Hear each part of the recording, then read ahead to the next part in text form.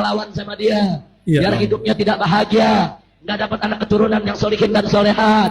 Hidupnya hancur-hancuran, nggak ada berkah, susah tiap hari, sedih tiap hari, gundah gulana tiap hari. Kecuali kalau dia bertaubat kepada Engkau, ya Allah.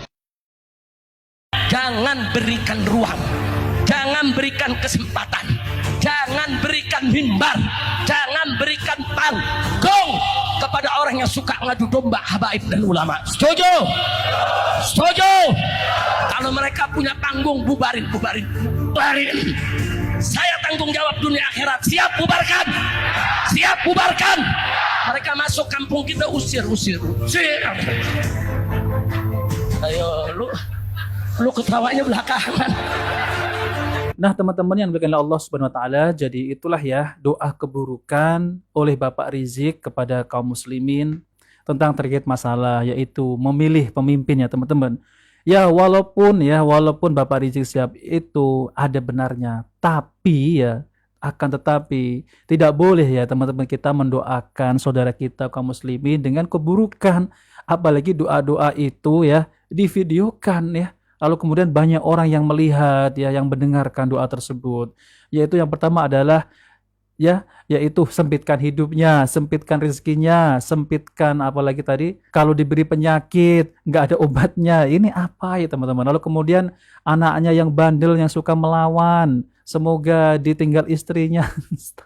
Ini gimana ya teman-teman ya? Saya perhatikan dari ucapan Bapak Rizik Syihab ini, jujur ya, ini tidak mencerminkan seorang ulama ya, ataupun seorang imam besar ya. Jadi tidak tidak menggandeng gitu teman-teman ya.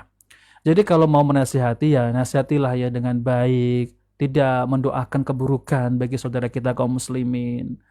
Ini kalau dilihat saudara kita yang ada di Indonesia ini ya, yang berbeda agama, ini memalukan. Kok seperti ini Islam ya?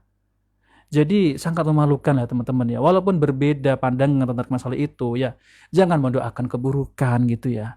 Masa doanya seperti itu ya teman-teman. Tapi setelah berdoa demikian ya teman-teman, ini malah berbalik ya.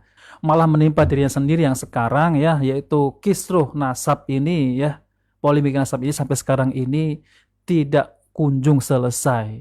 Malah Bapak Rizik Syihab ini malah mulai stres ya ketika menghadapi polemik nasab ini, yaitu tentang terkait masalah nasab Ba'lawi terputus dari Rasulullah Shallallahu Alaihi Wasallam. Bahkan Kiai Imaduddin Al-Bantani ini ya, ketika membuat tesis itu, memang benar-benar yang namanya Ubaidillah itu bukan dari anak Ahmad bin Isa. Nah ini semakin pucat ya teman-teman ya Bapak Rizik Syihab ini. Malah menghina Bapak Kiai Imaduddin Al-Bantani ya, lalu mengatakan goblok lah dan lain-lain. Jadi Allah sudah menunjukkan ya teman-teman ya, betapa doa keburukan bagi kaum muslimin itu malah berbalik arah kepada Bapak Rizik Syihab itu sendiri. Kasihan ya teman-teman. Seharusnya sebagai ulama ya, ataupun sebagai imam besar dari kalangan mereka itu ya, harusnya ya berdoa itu untuk kebaikan, bukan malah mencaci maki, memburuk-burukkan, berdoa kejelekan bagi kaum muslimin. Ya ini tidak boleh kita ikuti ya. Jangan kita ikuti ya teman-teman. Nah maka dari itu berdoalah untuk saudara kita kaum muslimin yang baik. Ya minta kepada Allah hidayah untuk saudara kita kaum muslimin.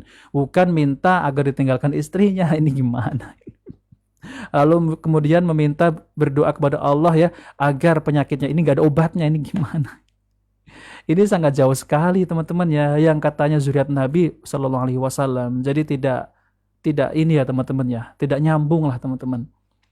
Nah oke teman-teman, jadi itu saja yang ingin saya sampaikan ya. Jika video ini bermanfaat, jangan lupa like dan subscribe di channel Cahaya Hidayah. Wabillahi taufiq wal hidayah. Wassalamualaikum warahmatullahi wabarakatuh.